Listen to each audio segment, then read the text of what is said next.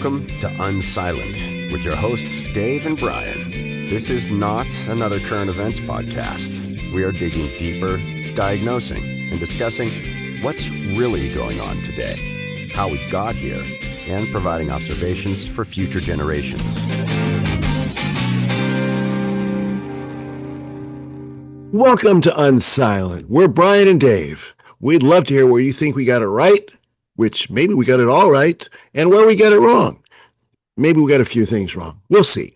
You can do that by visiting unsilentpodcast.com, go to Rumble and leave a comment there, or Facebook or other of our wonderful public square places to engage in meaningful debate in America in 2026.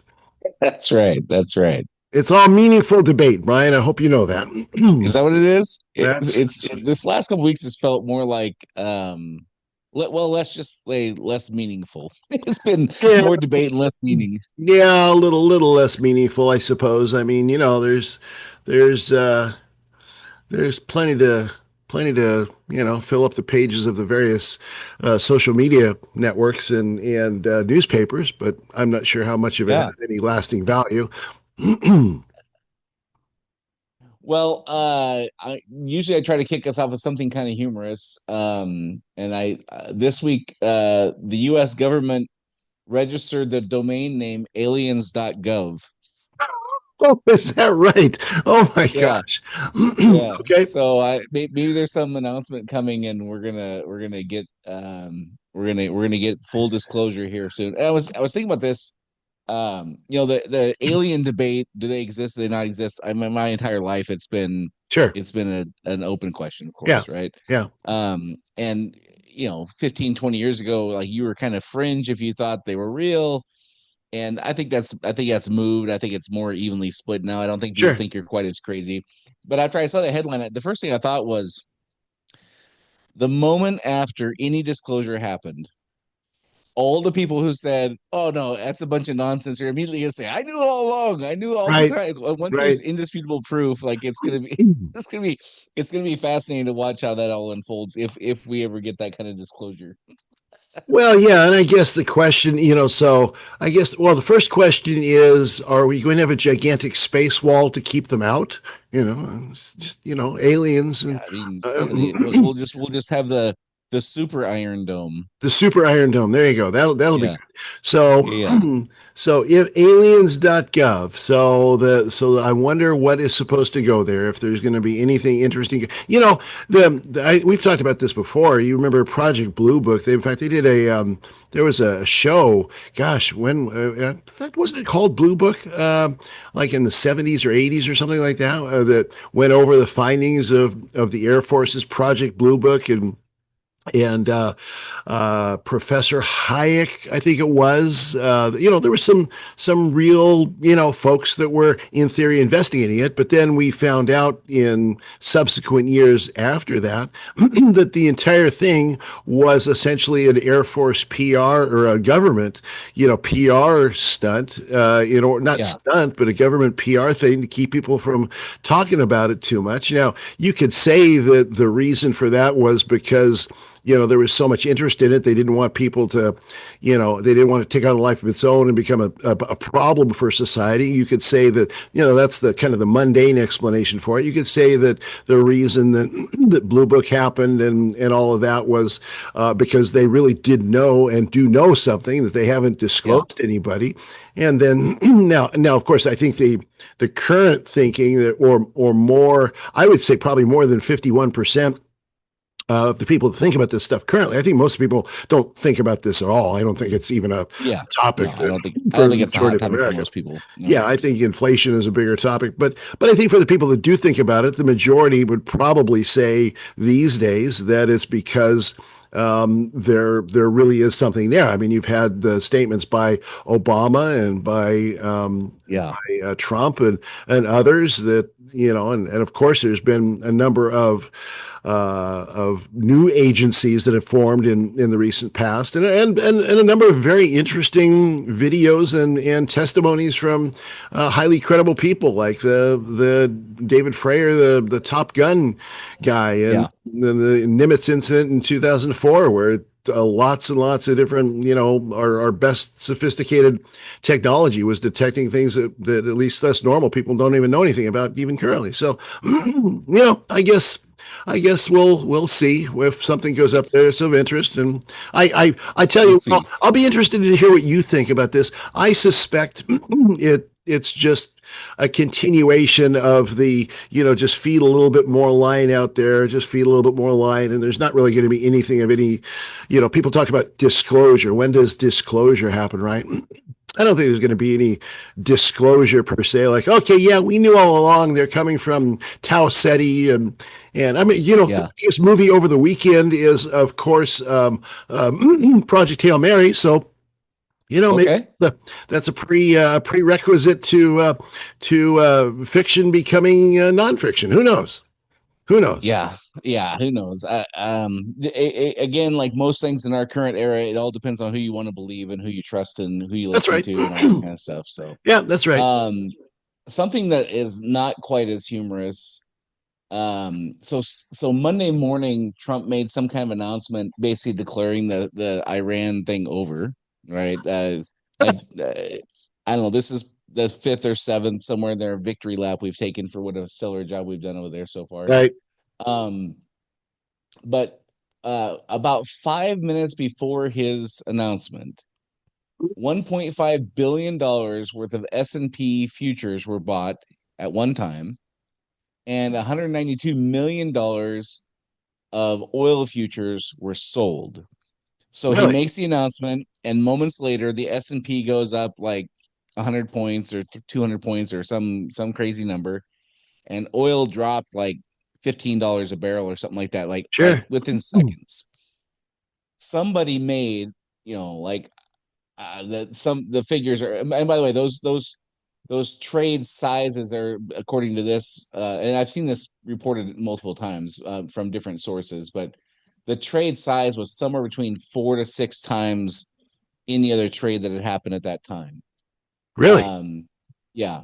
And so those two trades generated $100 million worth of profit in 20 minutes. Wow. And of course we don't know who we in the us lay people don't know. No. Interesting. Yeah. Interesting. Well, but you've got no shortage of people in his cabinet and his circle who are like Wall Street guys, like Besant. Besant, sure. Ludnick, or is that his name? Ludnick, Howard Ludnick. Yeah, Howard Ludnick. Yeah. These are like New York City Wall Street guys. Yeah. So, but man, that's really the wrong way. If it's any of those guys and it can be proven, then I mean that's jail time. I mean that's maybe I've heard conflicting reports on that. It seems like there might be, and I don't know. I'm not an attorney, obviously, so I don't know. But it seems like there might be a loophole for futures that they're not treated the same way as like stocks and ETFs and, is that right? and things like that. Now, again, that part has not been reported by multiple people. That's only been reported by a couple. Yeah. So that but let's put the legality of it aside. Here's the thing that pisses me off. There's actual real life people on the other side of that trade. Oh, sure. There's real life people who lost that $100 million to whoever made this. This is not like you put it into a slot machine and it just comes out of nowhere. Right. Somebody was on the other side of that trade. Somebody's probably at that volume. Many people lost a ton of money. Sure. And man, I'll tell you, it's really just pissing me off.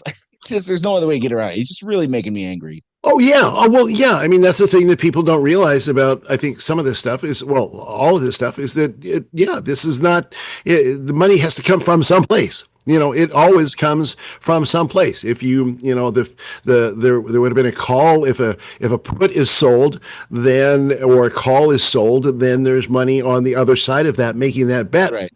The question is, well, so I guess, and I hadn't heard any of what you're just talking about. Those were individual trades, that's not the cumulative trades that happened in that period of time. Those are individual trades you're talking about. Yeah, correct. Wow. Yeah. Wow, that's. I mean, there's got to be somebody of substance that's looking into that in the a journalist or somebody that can find. I mean, because how I don't know how that could happen without tons and tons of people being able to find the fingerprints on that, right? It would seem. Well, I don't know. let me be the devil's advocate for a second. Um, Somebody also made billions of not the same person, probably could Sure, be, who knows, but somebody made billions of dollars shorting airline stocks a couple 9/11. days before 9/11. Sure, sure. And we still don't know who that was to this day. Yeah. That Well, was there you go. 25 years ago. Yeah. So I don't know how it could be, some kind of privacy thing where you can't disclose that, or it could be like you wouldn't even know which platform was used to buy the Sure. contracts. Right? I don't know. I don't know how this stuff works, but Yeah. um, it certainly gives me less confidence in the people running the show. That's for sure. Well, absolutely. Yeah, absolutely. Well, and you wonder who was it? Was it Letnick that made the announcement about oil that was sort of a that you remember it went down and up just in a very Yeah. short period of time, and it was like, oh, they Yeah. pre-announced it, and I don't know who Yeah. made money on that one or didn't make money on that one, but I mean that's some And serious money.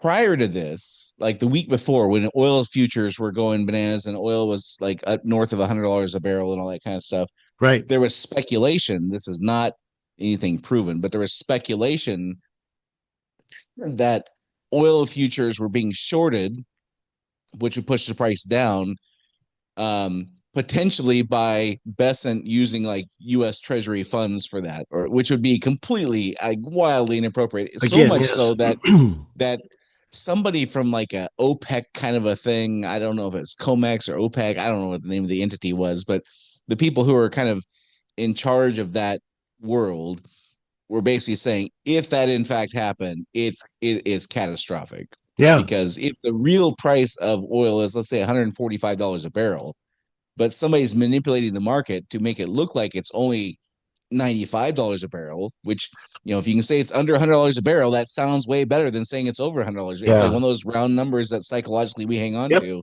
Yep. If there is that kind of manipulation going on, somebody's going to get hurt.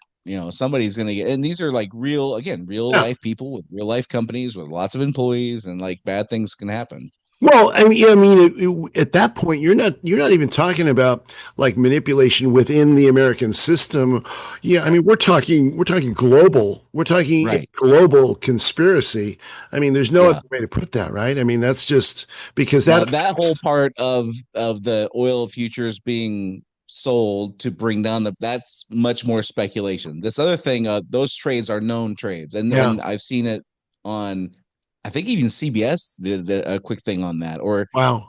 maybe it was CNN or something like that. I saw a video clip of like a news organization on TV, Yeah. not just people in Not an the ex-post. Wall Street world online like spouting off. Like Yeah. it's been reported by numerous places. It's not speculation anymore. These trades happened, and they're awfully coincidental. Being 5 minutes, 6 minutes, something like that. Before it was like 5 to 8 minutes before the announcement was made. Well, so the question is, how long does that story last? Is that story still alive? Is it, does it have legs? I mean, obviously it should have legs, right? Yeah. We're talking. I don't even know the proper adjectives to assign to something of that magnitude. I mean, it's just insane. Yeah. But does it have legs or not? Is it still being? Given the intensity of the news cycle nowadays, I don't think so. Probably not. It'll probably be gone by next week. So speaking of oil prices and Iran and all that kind of stuff, what's your assessment of what we're doing and how things are going? And Brian, there is no way to answer that question. I mean, so on one hand, you've got the president saying, "Oh, we're talking to them. They gave us a very big gift." You heard the thing about the big gift Yeah, deal? yeah. So there's that. There's we're getting in we're narrowing things down to the final points of the agreement, and then you've got other people on the other side saying, "We're not talking to them. What are you talking about? We're not Right. talking to him." And is it a negotiating ploy? I mean, so is it a PR ploy on the Americans' part? Is it a negotiating ploy on the Iranians' part? Is it a combination of those things? Is there, why are we not hearing from Putin about, he ought to be playing this up somehow or other, or saying something about it to why Xi isn't saying anything about it that I've heard. I mean, every maybe that's why aliens.gov just got put up now, just getting put up now, because none of it all matters anyway, because the ET is coming home and that's the end of that. Yeah. I mean, but seriously though, I mean, what? How can we understand you've got completely different worldviews being posted? I want to believe that Trump is telling the truth, or there's absolutely no question that the way the president says things has a lot of hyperbole in it. So being, he'll take this and he'll make it into this, and that's just kind of how that's his marketing ploy, right? So there's no question about that. But if we're not talking to them, if he's not talking to them, or if we're not talking to them, and we don't have some kind of major deal on the table, one, how would we know? And two, is he's just playing for time because he said he was going to bomb them, and he doesn't want to bomb them, because if he does bomb them, then we're going to blow up then they'll blow up the Strait of Hormuz, and then the world goes into depression, and what do the Iranians have to lose? Because if their country isn't completely blown up anyway, so screw the world, let it go into depression. What do we care? Let the Americans choke on their own success. Yeah. I've been willing to go along with a lot of this stuff for a period of time here, but I just don't even know anymore. I just don't know. Well, some speculation as to why he's doing these announcements that are perhaps not genuine, to put it mildly, is remember when what's the Attorney General, Pam Bondi, the Attorney General, she was being grilled about the Epstein stuff, and her response to one of the questions was, the Dow's at 50,000, that's what we should be talking about, which was a bizarre strange thing, response, right? Yes, exactly.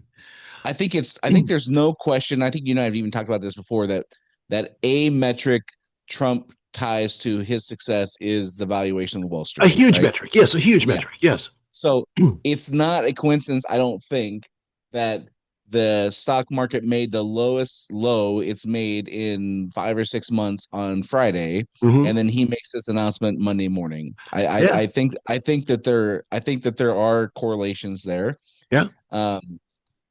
Because I think he can't let himself be the guy who let the stock market go down. I think that's just despite that, like, you look at the thing that happened last year with the tariffs, it took this massive dip, and then it was off to the races, and he was, great, no better time to buy stocks, I think, is one of the things he said and all that. So I think that he pays attention to these kind of Wall Streety kind of numbers, and then he fires these things off. Now maybe there's some truth to it. I have a hard time believing that. In fact, one of the stories I saw today, I had a couple minutes, I was just kind of scrolling through social media, and one of the things I saw today was Iran kind of verified that, Turkey's reached out to us, UAE's reached out to us. They've said he wants to talk, but twice we've been in negotiations and they bombed us during negotiations, so we're not really interested in doing that again. Right? Yeah. That seems pretty plausible to me, more so than we just bombed the shit out of them for 3 weeks, and they're eager to make a deal. That doesn't seem that's not how human emotions work in my experience. Right, sure. And then also, if you depending on which news outlet you turn on, if I heard a comment last night on one of the news channels that if you're not supporting what Trump is saying about this, then you're on Iran's team. Like it quickly devolves into this. You're either for us or against us in every possible way. The tribalism comes right out. I I I think there's more nuance here. Like we said a week or two, the first casualty of war is truth. Yeah, right? yeah. And I don't think we're immune from that. I don't. No. I saw the pictures of the Ford is the USS Ford. That's the biggest carrier. Is that right? No, yeah, Joe Ford, yeah. And it had to go back to dock to get some repairs. Now our official story is that there was a kitchen fire or something like that. But there's a video of it pulling in with black stuff on the outside of it. Now it could have been an AI generated video. Sure. That's why I didn't save it. Who knows how authentic stuff is. Yeah. But there's also reports that actually we've been medevacing people out. We have way more than 6 casualties, which would make sense if we're getting our bases bombed and all that kind of stuff or whatever. So my point with all of that is I don't think it's possible to know anything with any degree of certainty or have any faith in what we're being told. Right. Which in my opinion is perhaps, the longest, the negative outcome that's going to stick with us the longest through this whole thing. Like, I ran settled or whatever, but people are absolutely having no faith in their government. I don't know how you come back from that. Yeah, no, that's the worst part of it. And to add to that, maybe what we're going to find out is that indeed we've been negotiating with some guys, but who are the guys we're negotiating with? I mean, that's the other part of this whole thing is it's like we're negotiating with them. Well, who's them? Is there somebody that's in charge? Is it like the vice principal of the Tehran Middle School that's in charge because everybody else is dead? I mean, so there's always a way to spin what you're saying, and so that's the other part of this is if we are indeed negotiating with somebody, and let's say that it's true. Let's say that we'll give the president the benefit of the doubt on that. Is there any outcome of that where whoever we're negotiating with has the authority to tell the IRGC and the regular army what to do, and they'll actually do it? So, that's one of the things I heard was that there could be some conflict in Iran between the IRGC and the mullahs, for example, or something like that. They're not as aligned as we perceive them from our distance. No, they have internal beliefs, and the IRGC has things that they're dedicated to that the mullahs maybe aren't, and vice versa is also true, and whatever. I got to think though that if you bomb somebody's country for a few weeks, like the military folks are probably going to be pissed about that, and probably not going to be jumping up to go to a negotiation table. Or the politicians or mullahs or whatever might be more inclined to go. I can see a world where that's true, but the thing that's irritating is you can't believe anything right now. Well, yeah, that's the bottom line is there is nothing that you can have any emotional certainty about at all. Right. At all. I mean, there are times, there are plenty of times throughout, multiple different presidencies and multiple different administrations, et cetera, where I could look at it and I could say, yeah, I believe about 80% of what we're being told. But that's, okay, that's good enough. It's still American, and it's still, we're suspending habeas corpus, Mr. President, but, we got to do it because, we got to do it. So I could see circumstances like that. I could see that in the Trump era, Trump 1.0. I could see that potentially now, but I can't overlay that template on what's happening right now at all to gain any, and I picked my words very carefully when I just said that, any emotional certainty, because what we need as Americans, what anybody in a country needs more than anything else is not just the facts, but we have to have a level of belief, a level of confidence that who we are, what we stand for, and what we're doing in the world has value behind it, has morality behind it, has a level of morality behind it, and it's not just people doing what they're doing for their own personal benefit or for their own careers or for their own legacy or whatever it happens to be. I could certainly say, you look again, we'll stretch back through history to Lincoln suspending habeas corpus. You could look at that and say, ooh, boy, that's really iffy, dicey, morally, legally, etc. But he did it for the right reason, and I can still be a supporter of Abraham Lincoln as a result of that. In this situation right here, we don't have any kind of certainty that allows us to do that. Even if you're a diehard, Trump supporter, there's no emotional certainty at all. Well, I would even take it a step further. I'll just speak for me personally. I grew up, I was like a flag in my pickup kind of guy. Like I'm super patriot. I wanted nothing more than when I was in high school, go in the Marine Corps. I couldn't pass physical because I tore my ACL playing football. But that was my plan. I was as gung-ho as you could be as a young man on believing in the American experiment. As gung-ho as you could be. And we had some trifles, like any country, like Vietnam was a giant mistake, and of course slavery and all these, women's couldn't vote, and a million things that we've done wrong along the way, but still better than anywhere else. Because I had that belief that we've done some dumb things and horrible things, but we've made progress and we're coming along, and we're still the shining light. I don't have near that confidence anymore. I look at some of the things that we've done and the just the flat dishonesty and the spin on everything and the way people who have tried to whistleblowers have like really been hurt or just disappeared or whatever. Like I think it's probably an all-time low for me personally. Whether forget who Trump or forget who the president is, Trump or not. Like, it's not about him. It's just like our moral compass is I don't have faith in that the way I used to, for sure. Well, and so here's where I'm going to slice and dice a little bit. So, because I agree with you, I agree. I mean, that's the kind of the overlay of the entire. That's the whole pie. That's what we're looking at, the entire thing. I believe that if you you take your trowel and you dig a little deeper, wherever you go in the country, you're going to find that the salt of the earth Americanism still exists. And I know you believe that. I know you. For sure. I know you're there with me. But I do think it's important to mention that our power structures and those that are running the show essentially.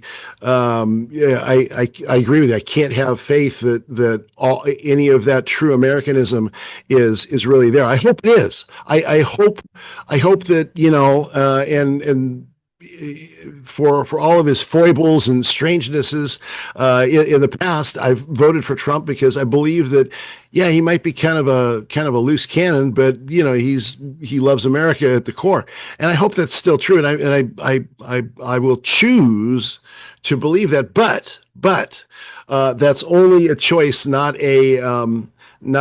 something that I can say, this is really accurate. It's not instinctual anymore. It's a conscious decision. No, that's it. Yes, exactly. That excellent way to put it. It's not instinctual anymore. It's a choice because I need that I need that as an American. I need that because I'm like you. I am a red-blooded, the Star-Spangled Banner plays, the flag waves, and I get teary-eyed and the whole thing. So I need that because that's the country that I love, and that's the country that I want to come back, and that I want to be that, as Reagan's called, the city shining, set on a hill that's shining. That needs to be, for me, that needs to be there. But right now it's buried beneath as much ash as Mount St. Helens spewed out back in the 80s. If skepticism was ash, we're under about 23 feet of it, right? Exactly right. That's where we're at. And then I contrast like you're in marketing. So if you're in business, a couple of things you have to demonstrate to prospective customers is competence and a good intent. Like you have to have both of those. You can't have one or the other. You're going to lose, right? Yep. Growing up, I always thought it was incompetent. I just instinctually assumed that the intent was good. Right. Even though we'd done plenty of dumb things and horrible things along the way. Sure. I believe the intent was good. Yeah. I always believed it was incompetence. Yeah. I'm really starting to second guess that stuff now. I really am starting to, because I see things like the Save Act. It's an 84-16 issue. Sure. Americans broadly want people who are citizens to be able to vote, and that's it. Yeah. And no other country, perhaps ever, maybe the Roman Empire, when they were beginning to fall apart, they were trying to keep all their vassal states around them. Maybe they bent the rules on that kind of a thing or whatever. Nobody is allowing non-citizens to just come and like take up residency and start dictating how your rules should work. That's not how it works. No. And we can't get that through Congress. Yeah. I saw a thing a couple days ago. I don't know the exact details of this bill, so I didn't. That's why I didn't say anything about it. But um, this was a bill to force a balanced budget. It's rejected, like not even close. Like it's just like soundly rejected, right? Yeah. All the fraud we've seen over the last few months, and it's still being uncovered in California and all this stuff. It's not going to go anywhere. No. So the things that really matter to us go nowhere, and the things that don't matter to us go places with a ton of spin on them. Yeah, yeah, and that makes the fourth turning events inevitable. I mean, I think, and it's really interesting how speedily, since we started this podcast, the both our attitudes and the setup for the fourth turning crisis events have really manifest. I mean, it's been sure. the speed I would not have predicted. I remember when you and I first talked about this, I was walking out of Fred Meyer in getting something in Puyallup and thinking about the fourth turning, and it was in those days, a few years back, it was 2 whole years ago. It was all years ago. Yeah, 4 years ago. It was all theoretical. It was all just, well, this is coming, and it was more of a mind exercise. I mean, it was obvious that things were happening, but it was more of a mind exercise. But here now, it's a felt experience reality, and that's where, the kind of the rubber meets the road becomes very difficult to take, very difficult to navigate through. But I do think, again, it's important, it's critical to understand that this is how history plays, so that we know that what's coming sometime down the road, not too far, is much better. So it's critical for Kenny G. So let's talking again to our friend in the future, when he goes through his own fourth turning. It's critical when he's at this point of, it would be easy to despair. It would be easy to give up, and it would further be easy to say, okay, you can't beat him, join him, and go along and sacrifice your ethics, your morality, your commitments, your beliefs, sacrifice all of that because, well, it's all going to hell in a handbasket anyway, so why bother? So it's important in those cases. That's where the understanding, the intellect, and the knowledge are super critical to keep in front of us, so that we don't despair in these more difficult times and in whatever's coming next. I'm sure that what's coming in the next 6 months, year, 3 years, will make this time that we're in right now be. You remember those good old days of the Iran war? Yeah. Wouldn't it be great to go back to then? Well, think about like the Afghanistan war, the Iraq war, or all the things we did in Syria, or all the things we did in Yemen, like all these little excursions, I guess is the word Trump uses for these. At no point was anything close to like a nuclear detonation on the table, even remotely. Like not even like you're crazy if you're thinking like that. Yep. Now it's like, it's not so far-fetched in this situation. I mean, just over 10, 15, we'll pick whichever excursion you want to look at. Right. We're in a whole different era here with what we've done here. Yeah, exactly. And we're in an era where, we've got the makings of the rest of the world coming in a very significant way. I mean, so we've got, You've got what's happening up in Pakistan and Afghanistan just to the north. Yep. And Pakistan wanting to host the negotiations with whomever is left to negotiate with, I suppose. All of that. We've got the Saudis not wanting to see it end quite yet because they want the Saudis want the Iranian regime gone, and it sounds like they're not convinced that they are. Now, it could be said that the fact that MBS, the Prince of Saudi Arabia, the Prince, the Crown Prince of Saudi Arabia, the fact that he is saying that we don't want it to be over with yet means that maybe this negotiation, I would think that he would have a better knowledge of what's going on there than you and I and most of the Western news media. I would, since they're right next door. So it could very well be that, that one, this just occurs to me now as we're talking about it, it occurs to me that could be an indication that, there is some negotiation with somebody who has some level of power there, and he's concerned that it's going to end the thing too soon for their liking. Maybe not. Interesting you say that. My take on that was, it was, my belief was, and I don't know, so it's just, I guess I should say speculation. My speculation was that if I was in his shoes, I absolutely would not want this to be over yet either, because we haven't resolved anything. All we've done is kick the hornet's nest. And if the guy who goes to the family potluck barbecue and kicks the hornet's nest and then immediately leaves the premises and everybody else got to deal with the hornets, like that wouldn't be very cool. That was the kind of the angle I was taking. I was like, well, of course he doesn't want to be over yet, because now if we bail, like they're on their own. We're a continent away. He's an hour as a missile flies. No, that could very well be. Yeah, that could very well be. It's again, it's hard to really know, and it strikes me. I mentioned a minute ago that at least I'm not hearing a lot out of Russia. I'm not hearing a lot out of China. I'm hearing almost nothing out of China. Nothing out of China, yeah. Why are we not hearing something out of China? Their oil comes through. Now, apparently the Chinese tankers are being let through.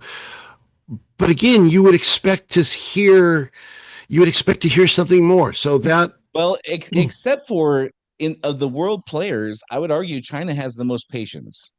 Well, sure, yes. And like the old saying in politics, if your opponent is digging a hole, like don't stop them or something like that, or whatever, right? Yeah. It seems to me like China's best play is just to stay out of it and stay quiet and let us spin ourselves up and spend all this money and resources and ruin all these relationships if that's how it goes or whatever, and sit back and quietly let it happen. Sure. And then if it goes completely chaotic and China steps in as the adult in the room, they look really good doing that. Sure. Yeah, no, that could very well be. I would expect, now maybe there's a lot going on behind the scenes. I would just expect them to be doing more to attempt to manipulate world opinion on the topic, just like I would expect Putin to be doing. Now, Putin doesn't have a great track record with planet Earth at this point, so maybe he is the last guy that can actually manipulate world opinion. But and of course the Europeans are still struggling for relevance, so they're there's no shortage of them saying things. But what else can they do? They can just say the only two things I can remember Putin saying, and again, who knows if any of this stuff is true, but one of the things I heard about a week and a half or 2 weeks in was he made some declaration that Russia would stop supplying Iran with intelligence if we would stop supplying Ukraine with intelligence. So he made that offer. Oh yeah. And then I saw something where Russia was sending more munitions to Iran. Yeah. And but I'm sure that's happening whether they announced it or not. Yeah. That's not a big revelation by any means. Yeah, no, and I think both of those things are definitely true. And it's, of course, we have to also wonder in the situation that we're in right now, what's the next shoe to drop? There's probably plenty of things. So we've mentioned one, aliens. Maybe there's number two. Maybe Belarus is going to invade Russia in a surprise move. And it's not Poroshenko. I can't remember the guy's name, but they're going to take over Russia, and there will be. I guess what I'm saying is, there's probably some other shoe to drop on the international stage that has maybe nothing to do with the Strait of Hormuz within the next 2 to 4 weeks that could change up the equation yet again. Well, let's come back to that first on the Russia front. One other thing that just occurred to me as you were saying that was, if I understand correctly, the oil companies in Russia are government owned or partially government owned or something like that, right? Either, partially government owned, fully government influence, shall we say? Influence for sure. Yes. Okay. Yes. If there's a financial connection to the government in Russia regarding oil, when oil is $100 a barrel, I'm guessing they're making a lot more money than oil is $65 a barrel. So again, why would you interfere? Yeah, no, well, yeah, that's true. That's very true. So and this is one of those situations where what's fascinating to me is the motivations of Russia and China in that regard are different, because you've got a supplier and polar opposites, a user. So they're polar opposites. So how that then ends up playing into this whole thing, which could be why they're both being quiet, because China has nothing to gain from oil being this price. Russia has everything to gain. So China also probably, again, if I was China and all this mess is going on, I would absolutely sail my ships right through that Strait of Hormuz. Yeah. And if a defective missile scraped the paint off the side of it, I would have cause to do whatever I wanted. Yeah, no, that's right. Yeah, that's exactly right. Well, and so then that brings up the question of what Trump would do with Kharg Island, because that then is a direct threat to China, which probably so this, circling back to the beginning of what we started talking about here, a little bit ago, if Trump's threats were going to be acted upon, that would put us potentially directly in conflict with China, because we would be attacking energy infrastructure of Iran, China's chief supplier, and therefore Trump needs an out so that we don't get into a direct confrontation with China over energy, potentially. So I did hear somebody float a theory. This would be one of the the opposite of a never Trumper, so an always Trumper, I guess. Okay. Their theory was, again, he's playing 4D chess, and Venezuela and Iran is where China gets most of their oil. So of course we're going to go after those things because we're keeping China in check. What do I know? I don't know anything about any of this stuff, but that doesn't seem super plausible to me that there would be certainly smarter ways, less risky ways to go about doing something like that. I mean, with Maduro, you just flew in and you took out 30 of his guards or whatever and swooped out with him in a helicopter. That's one thing. Right. Not that I agree with it, but it's the risk of that is pretty low relative to stirring up the hornet's nest in the Middle East again. Sure. With Iran, who's been there for 2 millennia or whatever. Right. Some version of Iran's been there for 2,500 years or something like that. You're not just gonna swoop in there and do that kind of thing. Like, whatever you do with that, poking that bear is going to be magnitudes greater than anything that happened in Venezuela. Well, and of course, but now I think it was it today or yesterday that the president was saying that they're negotiating with very good, very smart people in Iran, and it's going to be very similar to what we did with Dulce Rodriguez in Venezuela. So the spin, or the positioning at least, is that we're actually trying to create another Venezuela, and that Trump is on the verge of this great success by essentially having a puppet in Iran, which then MBS and Netanyahu would not be in favor of, because they don't want, they don't want to see a number two that could potentially, go off like they did before. So I think that's absolutely that's ludicrous. Like, the idea we're gonna have a puppet in Iran. I mean, I again, what do I know? I get anything's possible, I guess, but doesn't seem. I would put that somewhere between unlikely and not a chance. But it seems like, correct me if I'm wrong, it seems like that's kind of where his big PR push was, at least for today. Maybe that'll be different tomorrow. I don't know. Yeah, I haven't heard anything out of him today, but I do think it's fascinating though that it was right after we did some kind of 5 day. We said we were not gonna we if I remember this right, correct me if I'm wrong. We said they had 2 days or something like that to come to the negotiation table or something, where we were going to start bombing their power plants and water plants. Right. Which I man I'm not sure I want to open that door, but Oh, okay, no, let's assume that that's how what he said. Right. And then he announced a 5 day moratorium on those things and said that we would not bomb the power and water plants. And then Israel did. Right. Right. So my point is, it seems like um, we are partnered with Israel on this, but we're not on the same playbook. Oh yeah, no, I think that's very true. I think that's very true.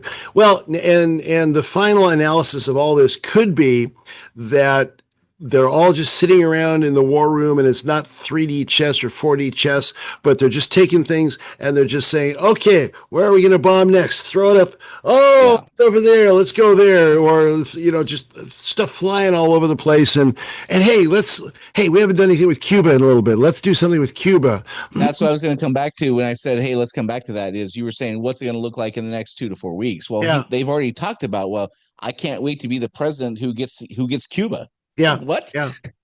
Well, and so we have officially opened up, and this is interesting to me. We've officially opened up the legality of doing business with the private companies in Cuba, like the private hotels and such. Now, I don't know. Maybe I'm not paying close enough attention. I didn't realize there was very much in terms of private, companies and hotels in Cuba, actually in Havana. I mean, Yeah, I mean, I know of people who've gone to Cuba like on vacations, and by the way, they loved it. The food was great, and seeing all the old cars, whatever. The beaches are nice, apparently, or whatever. I know of people who've gone there on vacation. Okay. I don't know nearly as many people who've gone there on vacations. I know who've gone to Hawaii or other tropical locations like Jamaica or whatever. Sure. But it seems they must have some kind of tourism thing. But yeah, the hotels have likely owned by, in part at least, by the government, or again strongly influenced or whatever. Right. But then there was a national black, like they like no power in the whole island of Cuba for like a 12 hours or something like that recently, or who knows? I don't know. Yeah. It's hard to even form speculative opinions based on how little little information we get that we can believe in. Yeah. Yeah, that goes back to my question then. Is it intent or incompetence that is driving that? Or to what I would say what is the mixture of incompetence and nefarious intent, and maybe positive intent too? Maybe there's all three of those things and all operating at once, and nobody's in control. I mean, I guess that's the thing that's kind of worrisome. Or is the most worrisome, that nobody's really in control. Is anybody really in control? And I don't know the answer to that. Yeah, I don't know either. What do you make now that it's been it was a week ago today as we're recording that Joe Kent resigned, and now he's been out on the podcast tour for a week. What do you make of that? Like, so his claims are that, again, Israel kind of push us in this direction. Yeah. And similar to Iraq in 2004, I think it was 2002, somewhere in there, where the weapons of mass destructions, our intelligence firmly said there's no weapons of mass destruction in Iraq, but Israel intelligence told us through some kind of back channels, well, you guys just don't have the whole story. Actually, there is stuff there, and that's what prompted us to, according to him, I don't know the truth on that. That's his version, and according to him, that's what we're doing here now. Yeah. Our intelligence said in no uncertain terms they do not have a nuclear bomb. They're not 2 weeks away from it, like we've been saying the last 37 years. Right. But the Israeli intelligence, through senators and through other means, got to, or spoke to Trump or whatever. It's like, yeah, you guys don't have the whole picture. They actually do, and that's what we gave more credit to their intelligence than our own, or we had a desire to do it no matter what our intelligence said or whatever. So that's kind of I think I'm paraphrasing correctly what he was saying. Yeah. And then, of course, he's also being very transparent. Like, okay, well, they have no choice but to attack me now. Trump's gonna say bad things about me, and it's Sure. okay. And, Sure. and all these people in the cabinet are gonna say bad things about me. I don't care. It's okay. It's part of the deal. I understand this politics, but it's still true, and I'm not gonna be quiet about it. So, what do you make of all that? Well, yeah, I have a hard time knowing what to make of all that. From what I can tell, so if I just abstract back to 30,000 foot level, it doesn't seem like it. Well, and then I counterbalance him with like Dan Bongino is a good person to, from my perspective, to look at because he was in the administration, is not now in the administration, but is still a supporter of the administration. So he's kind of in a different position. So I'm going to put those two kind of over here as similar types, with the exception that Bongino. The thing that I've listened to excerpts from maybe 3 or 4 of Joe Kent's interviews, and the thing that kind of strikes me from that is the place he was at was really more of a think tank than it was anything else. So I just don't know that he has. I just don't know that he has any information that is of any real substance, especially when you counterbalance it with Bongino, because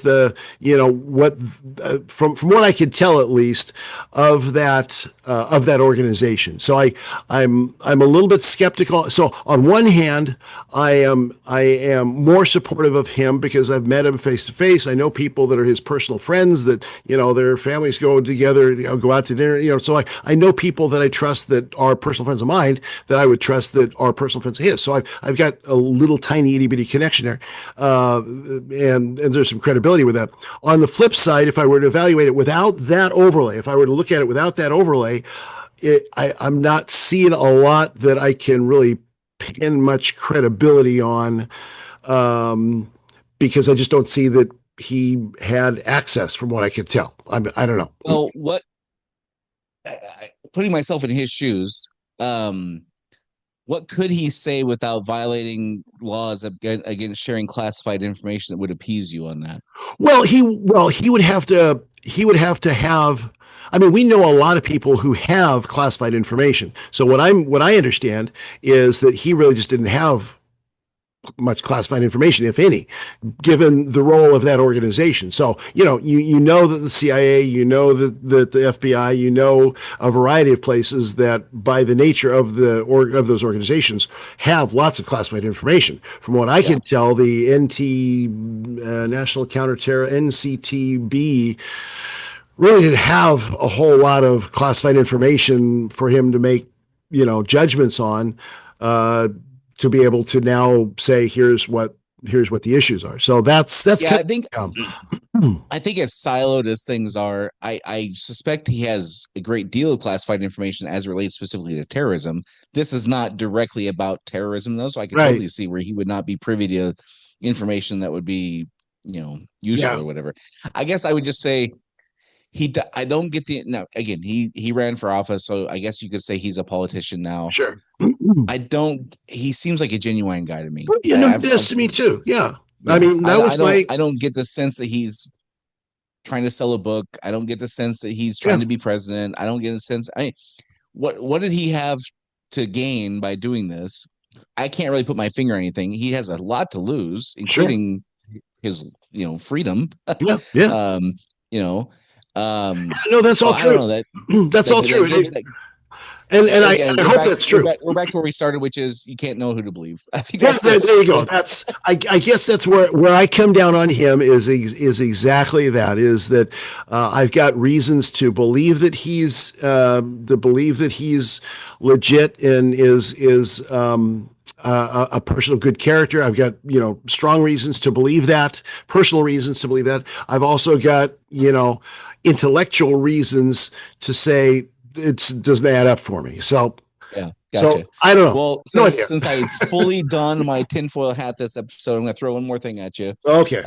I started off with the alien thing. We went into a whole bunch of conspiracy theories, which again, 43% will turn out to be true. So, but who knows which ones? Right. Did you see the airplane crash into the fire truck? I didn't see it. I mean, obviously, LaGuardia.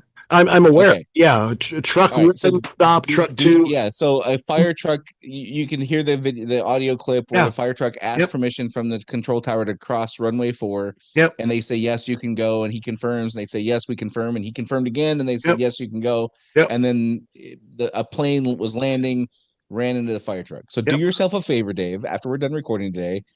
Go watch the video. It's not super graphic. I mean, obviously the pilots died. That's horrible. Yeah. But it's not a graphic video. But there's video of the plane landing, and there's pictures of what the plane looks like after hitting a fire truck. Okay. The entire front end is caved in. Like the entire thing is demolished. Like wires hanging everywhere, like completely demolished. So this is what I'm going to throw the curveball at you with my conspiracy tinfoil hat on. Sure. How could a plane get that jacked up hitting a fire truck, but take down the World Trade Center and go all the way through the steel beams and all the stuff of the World Trade Center and not crumple up like an aluminum can the way it did when it hits a fire truck? Fair question. I'm going to go watch that, and I'm not a mechanical engineer, so I won't have a good answer, but it'll be interesting to see. Yes, I'll take a look. At a minimum, after I watched that, I was like, okay, this is what what's a fire truck weigh? 20,000 pounds? I don't know. Sure, probably something like that. What are the numbers, right? Yeah, 10,000 pounds, 20,000 pounds, whatever. And the plane is just absolutely jacked up. Yeah. And then I thought, okay, well, you see the videos of planes going into the towers, and like nothing comes off. The engines don't fall off. The tail doesn't fall off. Like none of this stuff happens. It's just completely enveloped into the building. Well, but now let me throw this one out at you. So there is a significant kinetic energy difference in those two transactions. One of them is the plane's going, 40 miles an hour, and one of them it's going, 700. The plane landed at around 150 miles an hour. And it probably was going. Yeah, it was probably going around 400 miles an hour, let's say, when it hit the building. Yeah, probably. Well, I would suspect it was probably going near its top speed when it hit the buildings because, they wanted it to do as much damage as possible. So whatever the kinetic energy equations and the fuel and all that would be, I could see that just on again, I don't know. I'm not an engineer, so I don't know either. This is the scary part for me of my own thinking of like, hey, now that I'm second guessing all these things, now I'm second guessing everything. Right. Yeah. Well, which is not healthy, probably, right? But probably not. It's probably not. But when you see the picture of the plane after hitting that fire truck, I was like, wait a second here. Because I've never seen a plane hit something before. I had no idea what it would look like. Neither have I. No, no idea. No, only things I've ever seen a plane hit are the Twin Towers videos, like everybody else. That's all. All right. Well, it's a good one anyway. Really had any stuff today I'll give Dave a pass now the rest of the day. But do yourself a favor, Dave. Go watch that video. Look at the pictures. I'll do that. You can tell what you think next week. So sounds good. Anyhow, as Dave said in the beginning, we're trying to explain to future generations what it's like to live through this time. They're undoubtedly going to look back and wonder what was wrong with us, and we're trying to answer some of those questions for them. So. If there's anything we got, especially right or wrong, we'd love to hear your feedback. So you can talk to the future generations as well. You can go to unsilentpodcast.com. Rumble has a great comment section. Until next week, this is Dave and Brian signing off. See you next week.